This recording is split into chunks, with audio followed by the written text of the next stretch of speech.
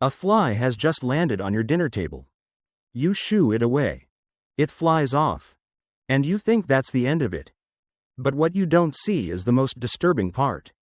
In just a few seconds, the tiny hairs covering its legs may have already deposited millions of bacteria picked up from garbage bins, sewer drains, animal carcasses, and even feces.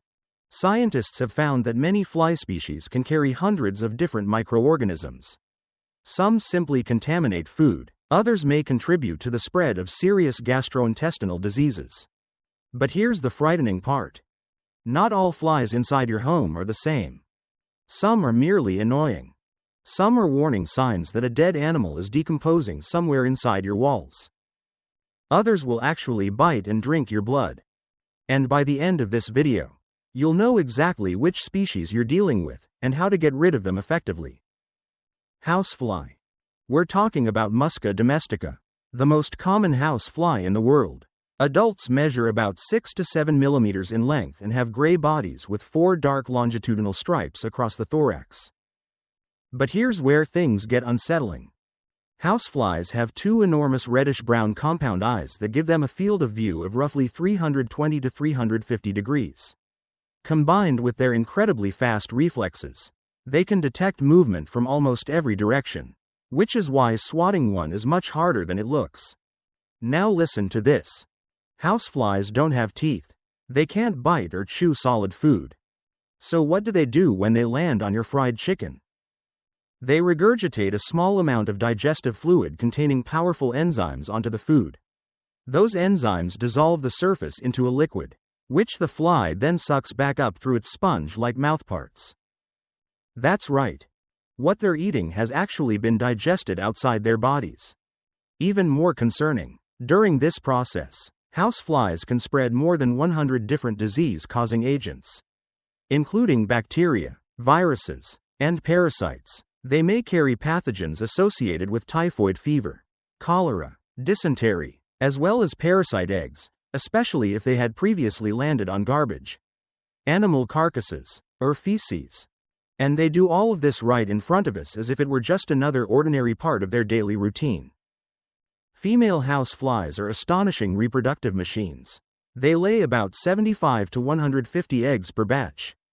And over the course of their lifetime, a single female can produce roughly 500 to 600 eggs.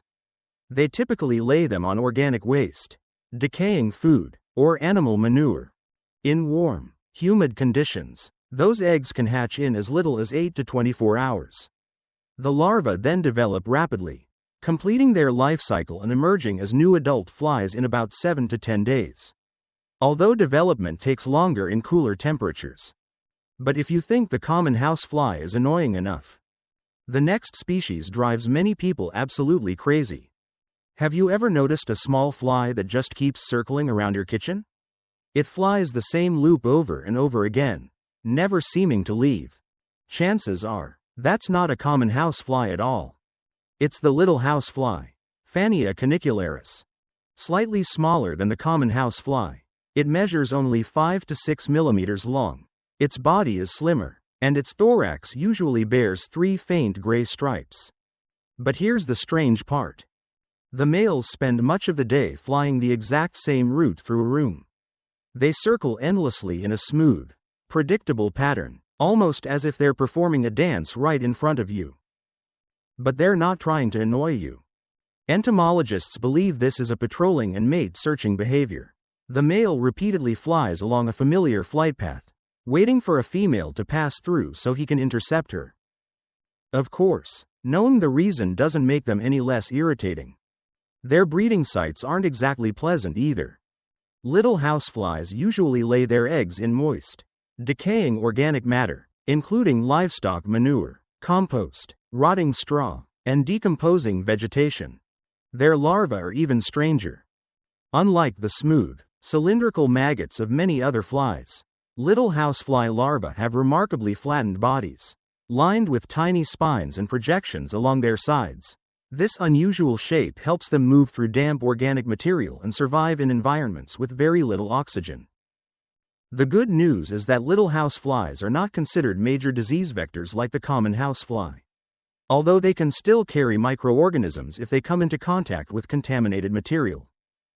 A female typically lays about 50 to 100 eggs per batch. And under favorable conditions, the entire life cycle, from egg to adult, takes roughly 3 to 4 weeks. So yes, they reproduce more slowly than common house flies. But when one spends hours flying endless circles over your dining table, you probably stop caring about how fast it reproduces. Imagine waking up on a late autumn morning to find hundreds, even thousands, of flies covering the walls and windows inside your home. Congratulations!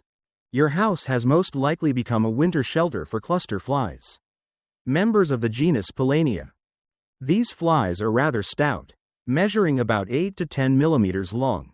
Their thorax is covered with fine golden hairs, giving them the appearance of being dusted with a layer of shimmering gold. But the strangest thing about them is their life cycle. As larvae, cluster flies are internal parasites of earthworms. After hatching, the tiny larvae actively search for an earthworm, burrow into its body, and develop inside their host until they complete their immature stages. Then autumn arrives. As temperatures begin to fall, adult cluster flies don't simply remain active outdoors. Instead, they search for a safe place to spend the winter. By the hundreds or even thousands, they squeeze into wall voids, attics, ceilings, and any dry, sheltered crevice they can find. Then, on an unexpectedly warm day in January or February, they wake up.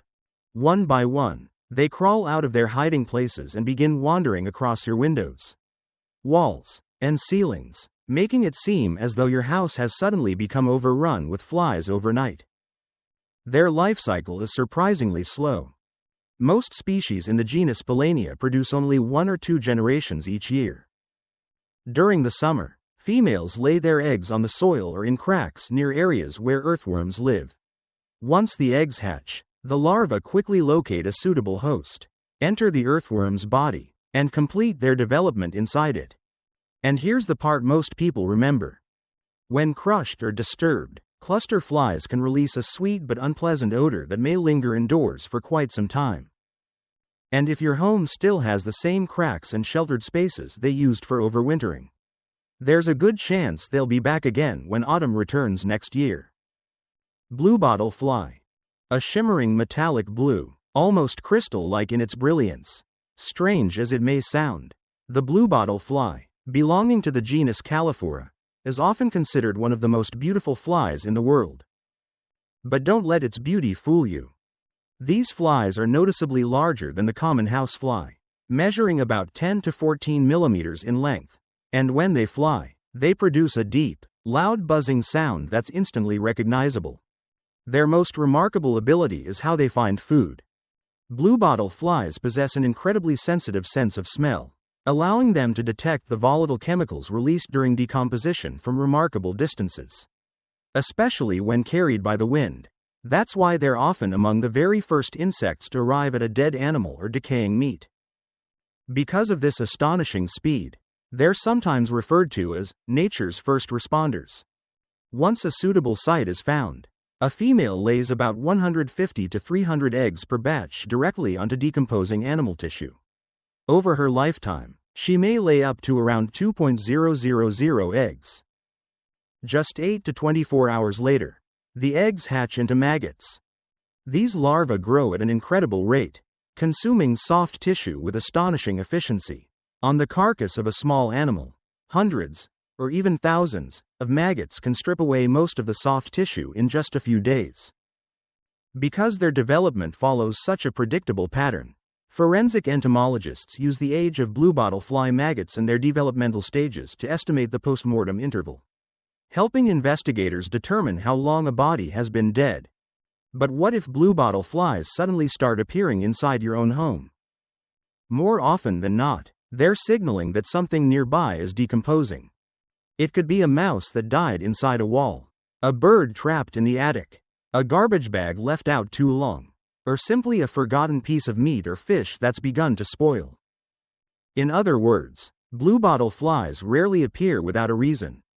If you suddenly notice an unusual number of them around your home, It's probably time to take a careful look and find out what has started to decompose nearby. Greenbottle fly.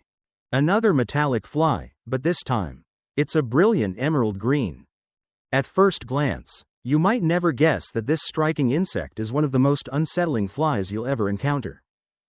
This is the greenbottle fly, belonging to the genus Lucilia.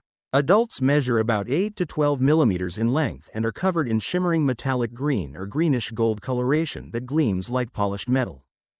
Like many other blow flies, greenbottle flies are naturally attracted to animal carcasses and decaying tissue, where they normally lay their eggs. But for some species within the genus Lucilia, the story doesn't end there. If a sheep, cow, or another animal has an open wound, damp, soiled wool or fur, or areas of dying tissue, a female may lay her eggs directly on the affected site. Within about 24 hours, the eggs hatch into maggots, which begin feeding on the damaged tissue. If the infestation goes unnoticed or untreated, the growing mass of larvae can enlarge the wound, creating ideal conditions for bacterial infection and causing the animal's condition to deteriorate rapidly. The disturbing part is that these animals are often still alive while hundreds of maggots are developing on their bodies. What may begin as nothing more than a small wound can quickly turn into a massive maggot infestation if left untreated. This condition is known as myiasis. It is a major concern in livestock production in many parts of the world, especially in sheep farming, because severely affected animals can become weakened, suffer serious infections, and may even die without prompt treatment. Fruit fly. Just 3 millimeters long. 3 tiny millimeters, yet enough to turn an entire kitchen into a constant source of frustration. How can something so incredibly small seem to appear everywhere in just a matter of days? Meet the fruit fly, Drosophila melanogaster, an uninvited guest that almost every household has encountered. These tiny flies have pale yellowish-brown bodies and distinctive bright red eyes. Fruit flies are irresistibly attracted to fermentation. Overripe bananas, bruised fruit, decaying vegetables, forgotten fruit juice, bottles with a few drops of wine or beer left inside, organic kitchen waste, and even food residue trapped in the sink can all become ideal breeding sites. What makes them especially troublesome is their astonishing reproductive speed. Under favorable conditions, it takes only 8 to 10 days for a new generation to develop from egg to adult. A single female can lay up to about 500 eggs during her lifetime, allowing their population to explode in a remarkably short time. Sometimes, the eggs, or even tiny larvae, are already present on the surface of fruits and vegetables when you bring them home from the grocery store. They've been there all along, simply waiting for the right conditions to develop. What attracts fruit flies isn't human breath. It's the scent of fermentation, compounds such as ethanol, acetic acid, and other volatile chemicals released as food begins to break down. To a fruit fly, a couple of overripe bananas or a forgotten glass of fruit juice is practically an open invitation. The good news is that fruit flies are not considered major disease vectors like houseflies. However, because they frequently land on organic waste and decaying food, they can still carry microorganisms on their bodies and contaminate food when present in large numbers.